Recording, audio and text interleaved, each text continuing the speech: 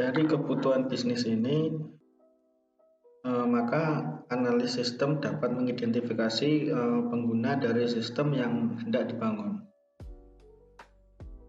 Nah, contohnya adalah contoh sistem serta kebutuhan bisnisnya dalam contoh konteks mesin ATM ya. Jadi mesin ATM itu kebutuhan bisnisnya meningkatkan pertumbuhan nasabah menjadi 5% per tahun. Karena dengan kemudahan mesin ATM itu ya, jadi akhirnya masyarakat jadi ini saya tak milih bank ini aja, mesin ATM-nya banyak. Nah, ini kemudian selanjutnya kita geser ke kebutuhan pengguna. Nah, kebutuhan pengguna atau user requirement ini merupakan kebutuhan fungsional yang merepresentasikan tujuan dari pengguna, khususnya adalah pengguna akhir atau end user ya. Ketika menggunakan sistem yang tidak dibangun, kebutuhan ini diturunkan langsung dari kebutuhan bisnis, ya. Kebutuhan bisnis kemudian turun ke kebutuhan pengguna. Kemudian mengidentifikasi tujuan dari pengguna ketika menggunakan sistem ini. Nah, kebutuhan pengguna ini dapat menjadi acuan dalam membangun kasus pengujian dalam penerimaan pengguna atau user acceptance testing ya. Jadi setelah sistem digunakan, sistem di-develop, kemudian ditunjukkan ke pengguna, ini sudah betul belum sistemnya, sudah sesuai dengan kebutuhan dari pengguna belum gitu. Nah, ada beberapa teknik yang tersedia untuk membantu menemukan kebutuhan pengguna seperti skenario ya. Pembuatan skenario, kemudian kasus penggunaan yang akan dibahas lain di bab selanjutnya. Kemudian contohnya adalah kebutuhan pengguna dari mesin ATM adalah nasabah ingin cek saldo. Nah, itu kebutuhan pengguna yang pertama. Kemudian kebutuhan pengguna yang kedua terhadap mesin ATM adalah nasabah ingin mengambil uang. Nah, itu kebutuhan pengguna.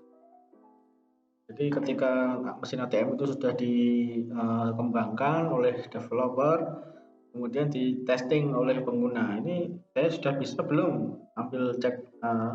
ambil uang di mesin ATM ini. Nah, jika kebutuhan itu sudah terpenuhi, oke, berarti sudah jalan ini sistemnya. Nah, yang perlu diingat adalah kebutuhan pengguna pada akhirnya menjadi sebuah fungsi atau fitur dari sistem ya. Nah, seperti di mesin ATM tadi ngecek saldo, nah itu fitur pertama. Kemudian fitur kedua adalah mengambil uang. Nah, tapi tidak semua fungsi atau fitur dari sistem merupakan kebutuhan dari pengguna. Terkadang fungsi atau fitur tersebut merupakan perwujudan dari aturan bisnis ataupun atribut kualitas yang harus dipenuhi oleh sistem. Jadi ketika pengguna itu tidak selamanya di mesin ATM itu butuh fitur cek saldo gitu loh. Cek saldo buat misalkan saya ke mesin ATM cuma mau transfer aja kok. Saya ke mesin ATM cuma mau ngambil uang aja kok. Dan kita geser ke aturan bisnis. Nah, aturan bisnis ini atau business rules merupakan kebutuhan non-fungsional yang meliputi aturan kebijakan dari perusahaan maupun pemerintah. Baik baku, mutu, industri. Nah, best practice dan lain yang membatasi bagaimana sistem memenuhi kebutuhan pengguna. Terkadang aturan bisnis ini juga mengandung atribut kualitas yang harus dipenuhi dari suatu layanan dari sistem ketika untuk memenuhi kebutuhan dari pengguna. Nah, contohnya adalah aturan bisnis ini. Aturan bisnis di mesin ATM contohnya adalah teknologi kartu yang digunakan harus memenuhi baku IEC. Kemudian otoritas keuangan negara menetapkan penggunaan smart card untuk semua kartu kredit paling lambat tahun 2015. Nah, itu aturan bisnis dari Kemudian kita geser ke atribut kualitas. Nah, atau quality attribute merupakan kebutuhan non-fungsional yang memperjelas kebutuhan fungsional dengan menambahkan karakteristik dari sistem bagi-bagi dimensi yang penting. Nah, baik bagi pengguna maupun bagi pengembang. Contohnya dalam atribut kualitas dari mesin ATM adalah yang pertama, kartu dapat digunakan minimal misalkan 10.000 kali. Kemudian ketersediaan layanan minimal 95%. Nah, itu contoh dari atribut kualitas mesin ATM. Selanjutnya adalah kebutuhan sistem. Nah, kebutuhan sistem atau sistem requirement terkait suatu sistem terintegrasi dengan sistem lainnya, baik perangkat lunak maupun perangkat kelas maupun personil. Kebutuhan ini merupakan kebutuhan fungsional yang mendeskripsikan sekumpulan fungsi-fungsi yang membentuk perilaku dari sistem ketika subsistem tersebut berinteraksi satu dengan yang lain. Ya, sedangkan kebutuhan fungsional ini adalah kebutuhan sistem terkait dengan subsistem perangkat lunak. Kebutuhan ini menspesifikasi fungsi-fungsi atau fitur-fitur yang harus ada pada sistem untuk dapat membantu pengguna mencapai tujuan bisnis ketika menggunakan sistem. Contohnya,